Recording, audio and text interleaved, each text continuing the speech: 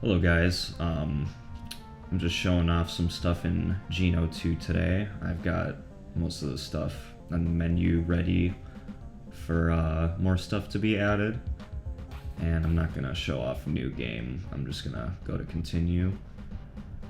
So I've got the hub area, I've been working on that. I'm trying to make it kind of like a Crash 2 inspired type thing where you go inside the portals and it takes you to different areas.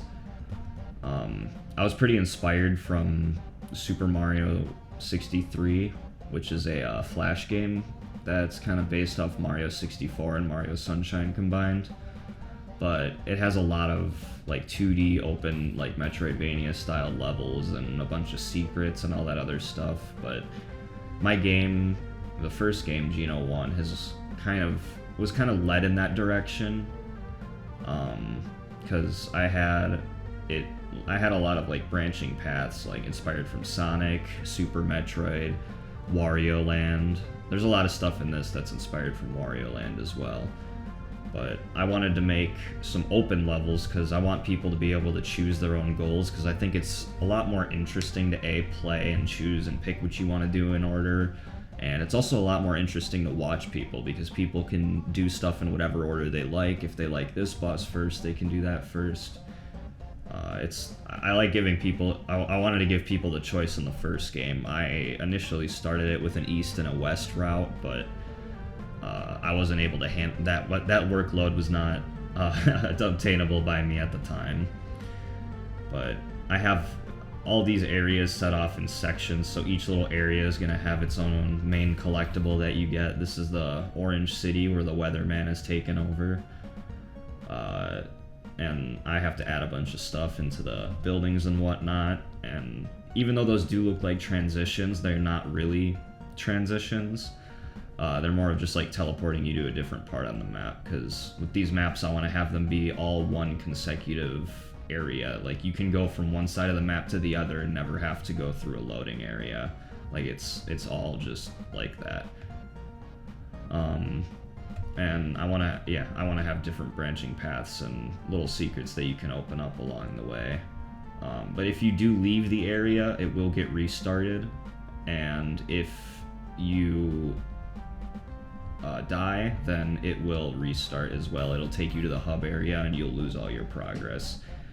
Another thing is when you collect the main 5 collectibles for each area, you have to go back to the teleporter and save. But for the first area, you're gonna have like 3 save stations where you can go and like kind of deposit them and save your progress. But for the other ones, as you get further in the game, you're gonna have to go back to the beginning if you want to save, or you're just gonna have to collect all of them in one go. So the difficulty is kind of up to you.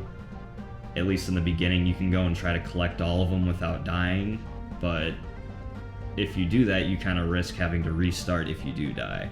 Whereas if you go collect a collectible, go to a save station, then go get another one, and then go to a save station, you're gonna have probably a lot easier time, but it is gonna take more time. So yeah, it's all up to the player. And I've got this other area over here that's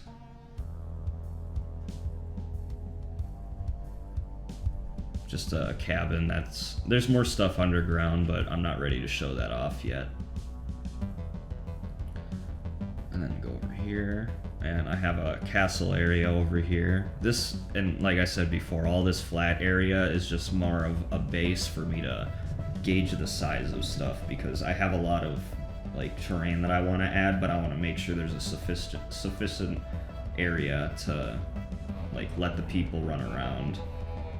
And also, there's going to be a lot of either big attack area enemies, long projectiles, NPCs that need a little safe area so you're not getting berated by enemies when you're talking to them, and other stuff like that. Like, I'd say the castle and the bottom of the cabin are like the most detailed out of all the stuff that I've got going on, but they're still pretty empty in comparison to what needs to get done. Because I want you to really have to think about what you do and watch it. Like if you there are going to be death pits, so, and like spikes and whatnot. So if you are collecting collectibles and you just screw up on that, you got to go all the way from the hub and come all the way back to this area if you didn't, you know, deposit your collectibles. So your life is very important, which is why I gave you a lot more hit points in this game than in the first game. The first game was kind of dependent around having a small hit point, but in this game you really need it because you're going to be going on long journeys and you're probably not going to get to a save station until you complete the entire area and then fight the boss of the area. So yeah, I can't wait to show you guys some more stuff.